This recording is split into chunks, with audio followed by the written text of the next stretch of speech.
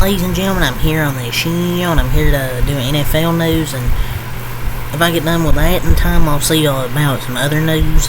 Not all the other regular news I do, but let's get into it. So, start off here, per Tom Pelissero, the joint NFL and NFLP statement says the concussion protocol was properly followed last week with Bills QB Josh Allen.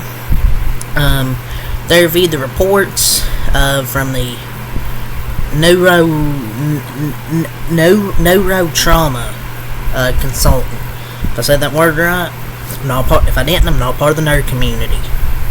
And those reports confirmed that the steps required were followed in the evaluation and the clearance.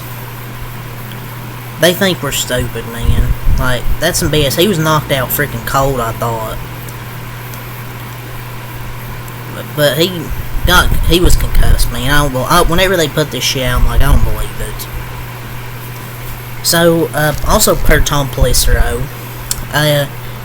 the Patriots, they're signing special teams ace Brendan Schooler to a 3-year, $9 million extension, including $3.6 million guaranteed, per his agent Alex Campbell of Ajax_Sports.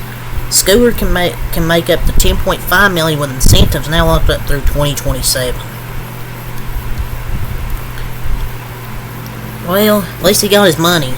I mean, he's leading one of the best special team units in the league. Like, I know it's not getting him wins, but hey, he's leading one of the best special team units in the league. Like, watch the games. If you don't think this is worth it, it's not even like it's that much money, anyways.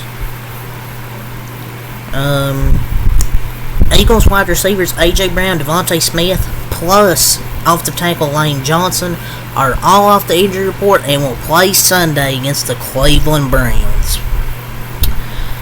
Oh Lord, the Browns are going to lose by like 70. If you're a Browns fan, Barney, man, feel bad. The Eagles, of course, are getting everybody back against the Browns. Dude, Deshaun Watson's going to have a terrible ass game. And their defense, who's already took a step back from last year, is probably going to get freaking cooked. So, some notes from 49ers coach Kyle Shanahan's press conference today. The 49ers are planning to open the practice window for wide receiver Ricky Pearsall, who could practice Monday. Remember, he got shot before the season started. Luckily, he survived, and it looks like they're going to open the practice window, and it should be available to play hopefully soon. But also, we're going to talk about running back Christian McCaffrey. Well, his practice window won't be open this week. As expected, still too early. I mean, at this point, I don't know if Christian McCaffrey's going to play this year. It started off this year, he was questionable for the first game, and all of a sudden, it turns like, oh, he's going to be out for a while. Maybe they're going to wait till after the bye week to get him going, but I don't know, man. Like, I just don't know if Christian McCaffrey's going to play this year. I mean, I'd like to see him get out there, but you just can't come back immediately and play from Achilles tendonitis in both your legs. So, but also some news for Sunday regarding the Titans, Browns, and Colts. Titans QB Will Levis will start per Brian Callahan. Browns defensive tackle Mike Hall Jr. will be activated after serving his suspension. And offensive tackle Jack Conklin will also be active. So the Browns at least an offensive tackle and a defensive tackle back. Colts running back Jonathan Taylor, who has an ankle injury, is out for their game this week. So some notes regarding those teams. But I don't know, how did he go from being fine and was just pulled from the game against Chicago, but could have finished and then missed the next 2 weeks? Like, feels like some teams just lie about these injuries, man. But yeah, oh boy, we'd see more Will Levis turnovers this week. Not Will Levis, but man, dude's been terrible. So Mike Tomlin, per Brian Batko, he says Mike Tomlin says Russell Wilson had a good week and likely will be active as a second quarterback this weekend in Vegas. So it looks like he's going to be the backup. He's also optimistic about Jaylen Warren's availability. So it looks like Jaylen Warren will be back this week. He'll be back from this week, and he'll serve as the backup. So he had a good week, but he'll be the backup. At this point, he's not going to start unless Justin Fields gets hurt or something. I keep saying this. Giants have ruled out wide receiver Malik Neighbors with a concussion versus the Giants. Man, that's tough. Their best offensive weapon is out for this week against Cincinnati. Per Darren Urban, Jonathan Gannon said defensive lineman Darius Robinson had some discomfort in his calf Thursday. The Cardinals will be, end quote, smart with him, and he will not play Sunday. Same goes for wide receiver Zay Jones and the hamstring, so they won't be playing this week. So Darius Robinson will not make his NFL regular season debut this week. So apparently Sam Darnold, the Vikings quarterback, would have been a candidate for Comeback Player of the Year award before the AP issued guidance to voters for the season, instructing that the spirit of the award is to honor a player who has demonstrated resilience in the face of adversity by overcoming illness, physical injury, or other circumstances that led to him missing playing time the previous season. They put this after Flacco dubbed over DeMar from the Comeback Player of the Year. Okay, if this is how this award is now, okay, then you're looking now last year. Then if they're using this, shouldn't DeMar Hamlin won the Comeback Player of the Year, coming back from nearly dying? So interesting, he can't be Comeback Player of the Year. Joe Flacco came back from sitting on his couch. DeMar Hamlin came back from literally dying. Not saying that DeMar Hamlin played good. Just saying that should be a Comeback Player of the Year. He come back and played. And Sam Darnold has overcome adversity. He looked terrible in the Jets, given the benefit of the doubt. They didn't really have anybody over there, but he still overcome adversity.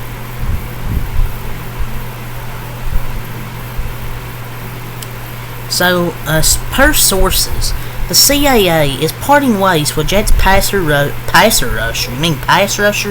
Rappaport, Hassan Reddick, who is the NFL's last holdout. Reddick has not shown up at the facility, has collected millions in fines, and his situation currently has no end in sight. Millions in fines is because your ego, Hassan Reddick, is too big? It's crazy. Is it really worth losing everything? Is it worth losing the CAA? Haven't seen a player get fired by his agency without killing someone in a while. Like, he literally murdered his own career. Well, he technically did kill something. His own career. His agent fired him. My lord, ladies and gentlemen. And his agency has been trying to broker a deal. Reddick has been dug in. The philosophical, what are these words? Differences has now led to a parting of ways. Maybe he's just asked for too much money. Who knows? See if anything else from Ian Rappaport here, ladies and gentlemen.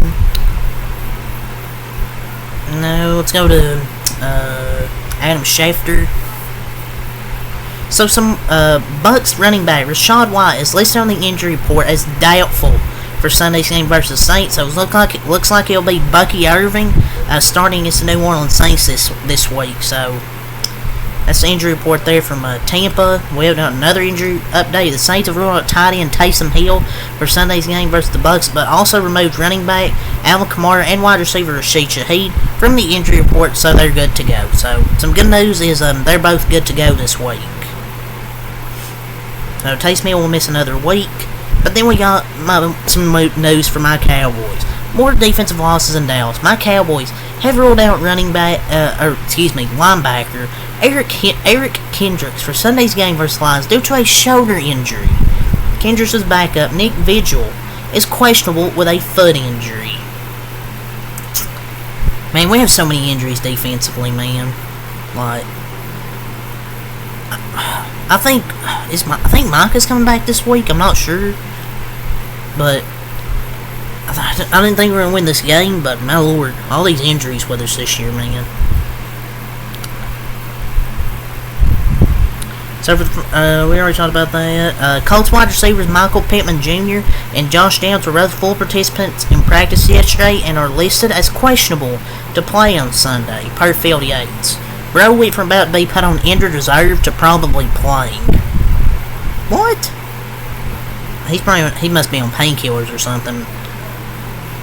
Anthony Richardson is tracking to play versus the Titans. Source says Richardson expects to play, but barring a late week surprise. So, I mean, they should just let Flacco play and let Richardson heal up, get 100% healthy.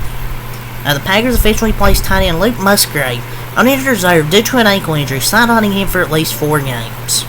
Well, they got Tucker Kraft at least to for those next 4 games. Jordan Mason suffered a AC joint sprain to his shoulder and will now be considered day-to-day. Well, I think he'll be fine. I think he'll be fine for their next game, whenever their next game is. So we got anything else here? I think this is it. You know, we were talking about, let's see if we got anything else here. Mike Garofalo. Zach Moss is off the injury report. Running back Chase Brown, who had a quad injury, is listed as questionable, but the coach Zach Taylor indicated he's good to go. So looks like they'll be good to go. James Cook, Ed Oliver, and Khalil Shakir remain out of practice. It's a walkthrough for the Bills, but tomorrow will be the big determining day for them to see if they will have a shot of winning that game. But I think all those guys will play. That's all the NFL news I'm going to talk about here. There's nothing really else to get into. So, peace.